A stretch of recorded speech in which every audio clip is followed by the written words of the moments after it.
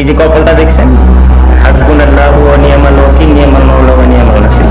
আমি যখন প্র্যাকটিসে সকালে উঠে তখন আপনাদের ম্যাক্সিমাম সবাই ঘুমাই।